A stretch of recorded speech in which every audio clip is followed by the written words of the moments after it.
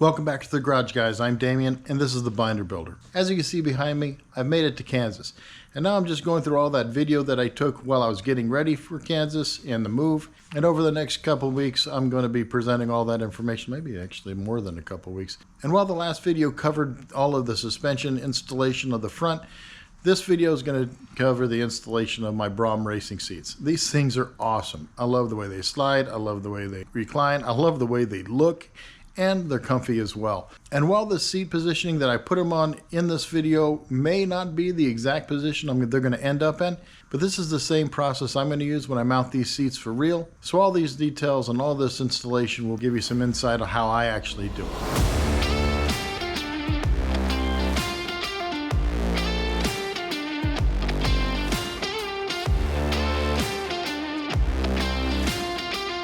Okay, here we are. Here's the basically the pieces. One of the things I liked about the BRAUM seats, they came with the double locking sliders. What that means is basically, like Corbeau, if you get a single locking slider, only one side will lock in place. And that's fine for most applications. No big deal. I've never had any problems. But for those who are racing and things of that nature, what you want is the double locking slider, because then you're not just sitting on one set of locks, you know, when you're bouncing around and shifting and stuff of that nature. So here's a set of the mounts. The way I mount these up, I don't overthink things at all. Wait a second. What did I just say about overthinking things?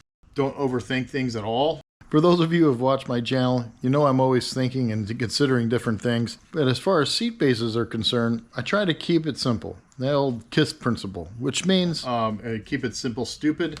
It makes it a lot easier to make the mounts. It makes it a lot easier to mount the mounts and all this other fun stuff. You'll see in a second what I'm talking about. But yeah, so the double locking sliders, they come with this little bar. And all you do is you basically stick it in like so.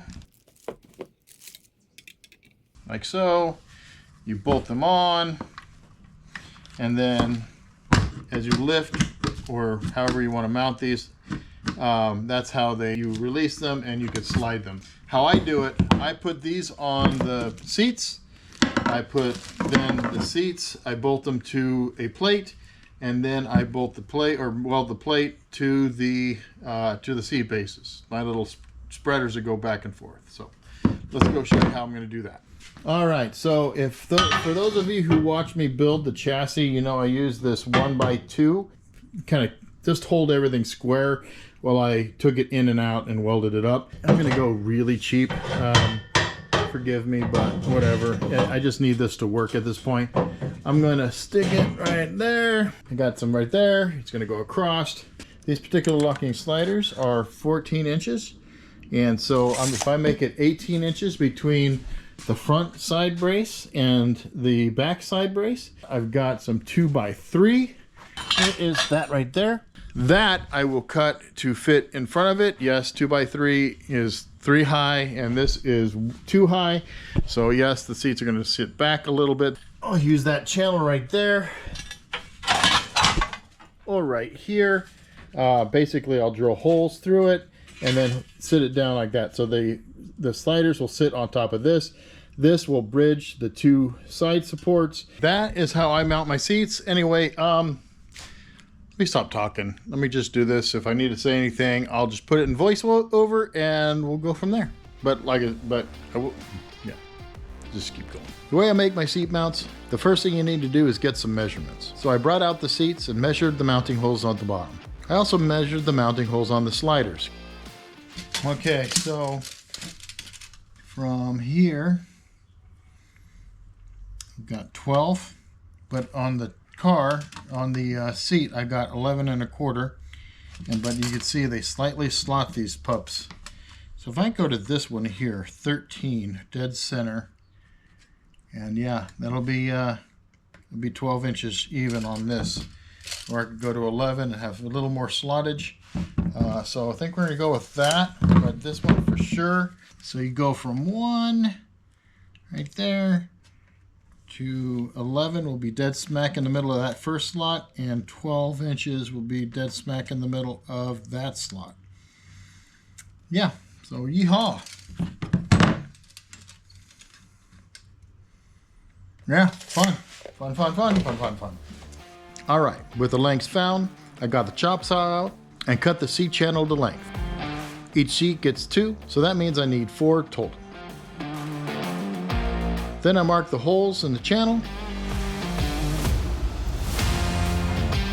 put a little dimple in them, and drill out the holes. Then I mounted the sliders to the seats.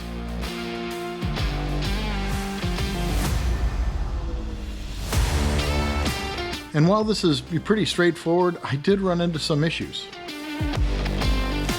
Once the sliders were bolted onto the seats, I had trouble with putting the actuator bar in. The problem was the sliders sucked so tight against the seat, you couldn't move the bar enough to make them slide, which makes it impossible to slide the seats forward and back. I even tried mounting it so that the adjuster bar was actually behind the seats. Still, no luck. Trying to figure this out started to frustrate me a little, so I took a little break and moved over to the chassis, where I decided to mount up the crossbars for the seat mounts.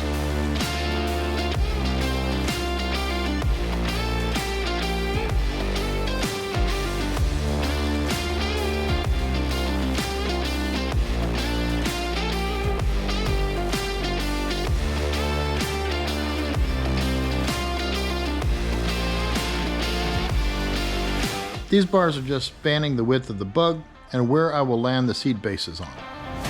And a funny thing happened while I was doing that. I remembered that the BRAUM seat came with some spacers and extra long mounting bolts. So I thought, hey, maybe that was for a reason. So I headed back to the seats and installed the sliders again. But this time with a 1/2-inch spacer between them and the seat itself.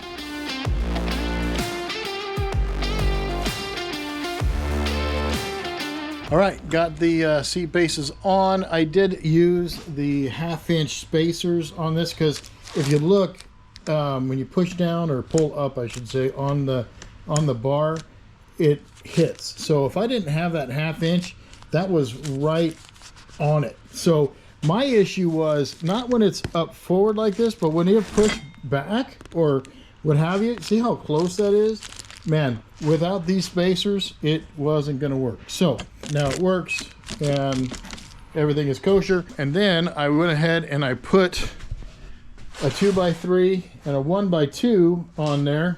And then quite literally, I could set it right there. And, you know, line them up side by side. Everything will be kosher. Then I'll just tack weld these onto these crossbars. These are all temporary. You can see just some tacks underneath there. That's fine. It's going to be plenty strong to hold the seats while the bug gets transported to Kansas. And then when I get to Kansas, I'll remove everything, pop off the seats, and then pop those out and make something more permanent out of tube and much higher. I'm guessing this is going to be very low since the seat bases are going to basically at this point, but still way too low for what I want it. But I guess I'll find out. Now, I'll be able to find out how high I actually want them by putting these in. But yeah, let's keep going.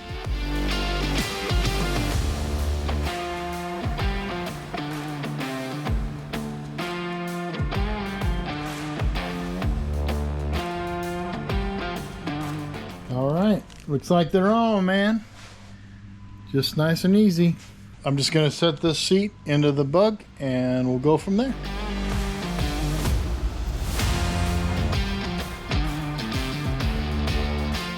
And what's it look like? Take a look. Looking pretty good to me. It's gonna fit in there. Need to probably do some work in here. I'm going to keep enough room for a door bar, and it is almost in the middle, so it's pretty close. So let's do this. Let's get the other seat and put it in as well, just like we did this one, and see how they look together. Then I'll tack weld everything in place. We'll go from there. Okay, so to show you how easy it is to set these seats up for mounting, I'm going to hardly do any edits on this part of the video. This is pretty much filmed straight through the entire process of setting up the second seat. First, the sliders get installed one at a time.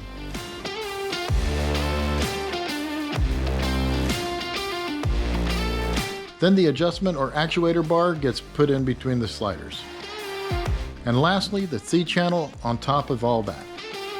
You'll notice that I had to slide the sliders forward and back to get access to the bolts. This is a common thing if you're working with seats with sliders. So just be prepared. Done. Time to put it in. That's pretty good looking if you ask me.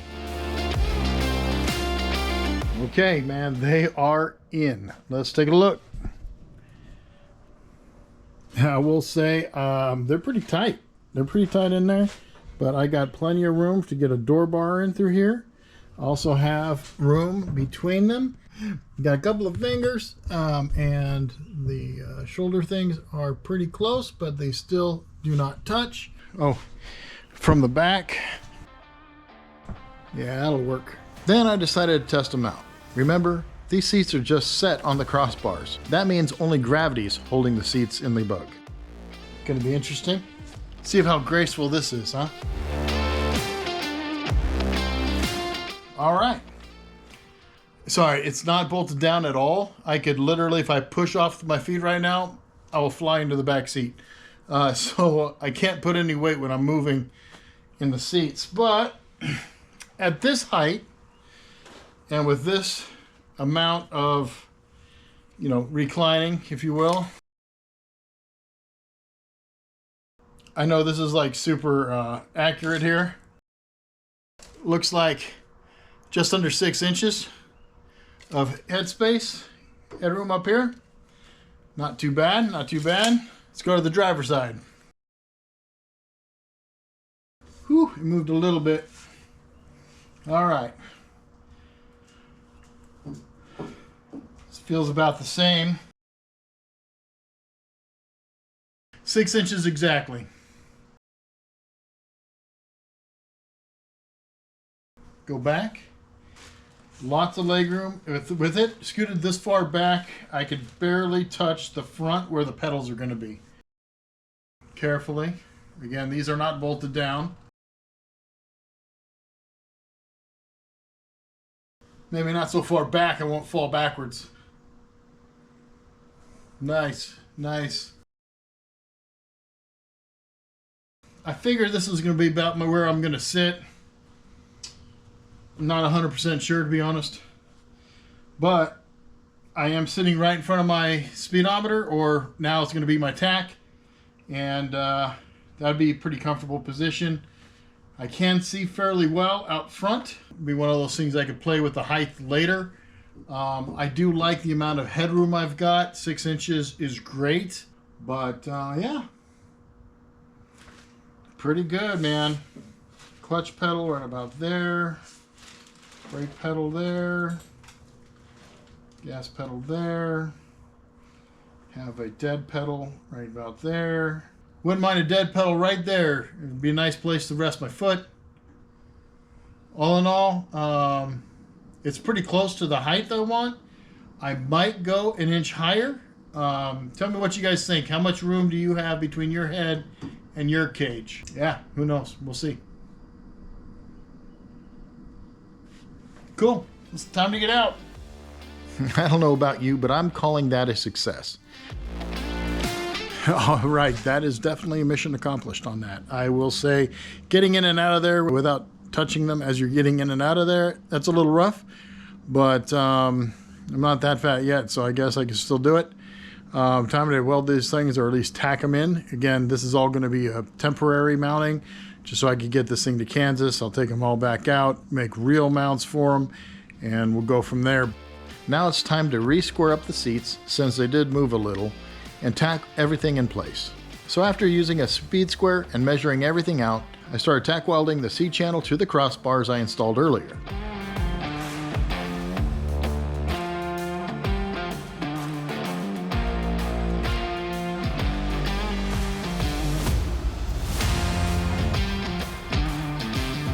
This time when I tested them, I didn't have to lift myself in. I just got in, tested the seat and its recliners. There's another mission objective completed. with Operation Move to Kansas. Well guys, that's all I have for this video. The seats are in, and it's actually starting like we're making some serious progress on the bug. Now, at the time of recording this, I was still a couple of weeks, maybe 1 or 2 weeks away from moving. So things were real hectic, and I just got to say, when you make some progress, it feels good. By the way, on the last video, I got a comment when I was placing my pedals about how far forward it was going to be, and if I was concerned about people, especially tall people, getting in and out of the bug. One reason that I love the BRAUM seats is that they're adjustable. They not only slide forward and back, but they recline. So for folks as tall as me, or maybe even taller, I'll be able to adjust the seat, or they will be able to adjust the seat to fit their particular height. And if you're freakishly tall, like Gary over at VW Jawbreaker, well, that recline function will be able to sometimes give you a little extra headroom as well. And that's on top of any adjustment or height adjustment I could make the seats as well. As you saw in this video, I have about 6 inches of headroom where the seats actually sit now. I might actually go up a little bit because that's a lot, but I guess we'll see. But anyway, if you have any questions about that or anything else, go ahead and leave a like and a comment, and I'll be sure to answer them as I can. And if it's something that I can't answer on a future video, I certainly will. But other than that, please consider subscribing, and I'll see you on the next video. I'm Damien, and this is the Binder Builder.